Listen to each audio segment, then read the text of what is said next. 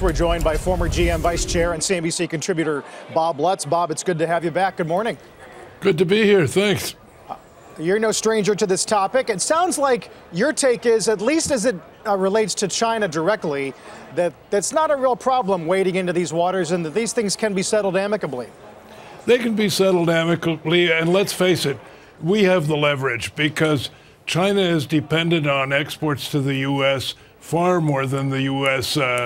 Exports good to China. So it's like President Trump said, trade wars are easy to win. And when a country has been playing the sucker and has permitted itself to be the victim of unfair trade for decades, a little pushback is good. I think there may be a short-term effect on material costs, but if it helps to restore American middle-class industrial jobs, it's great for the long term. How long does it take to reach that kind of resolution where everybody can stop worrying? Well, I think it'll be ongoing negotiation because somebody's always trying to gain a competitive advantage in trade. But the main thing is that for the first time in 40 years, the U.S. is defending its interests in trade. And, you know, I lived through decades in the automobile business when we were basically being cleaned out by ill-advised trade policies. Bob, you mentioned that we have all the leverage, and you said that it's been decades of this sort of mismatch or, I guess, unfair trade practices with China. Why is the U.S. just taking a tougher stance on this now? Say again?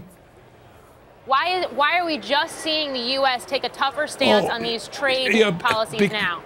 Because we finally have a president who is a businessman who can see beyond the short-term effect.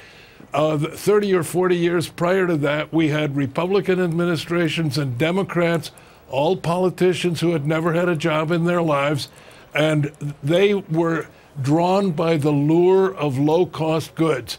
And it's true. You bring in goods from a country that manipulates its exchange rate or is at a very early stage of development, you're going to have low consumer prices. But I'm telling you, it is not necessarily good for the country to have $19 DVD players from China if it puts a bunch of Americans out of work. It's much better to have $25 and $30 DVD players that have been imported under fair trade rules with a country that isn't artificially keeping its currency cheap. So it's pay your money or take your choice. You can have low-cost goods from people that are competing unfairly. You have low consumer prices, everybody is happy, and the jobs disappear. And then the government has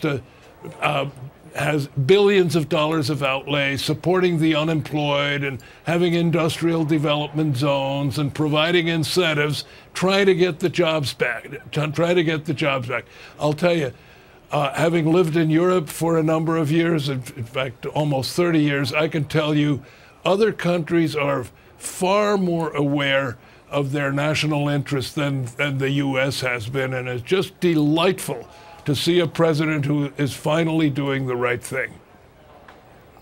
Bob, what goes through your mind when you read stories about grain farmers worried about losing a marginal buyer, and when their rhetoric points to their $1.2 trillion in Treasury holdings?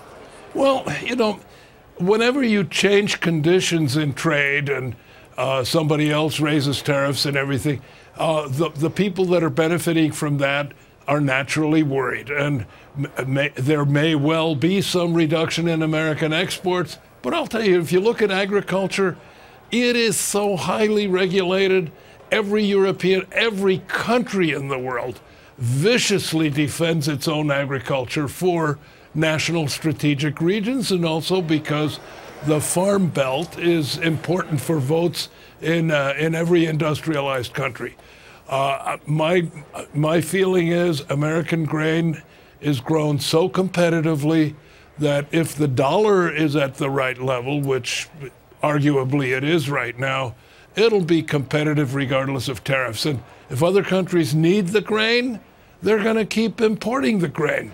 And if it has to pass a tariff wall and gets a little bit more expensive, well, then I guess every loaf of bread is going to be a nickel more expensive.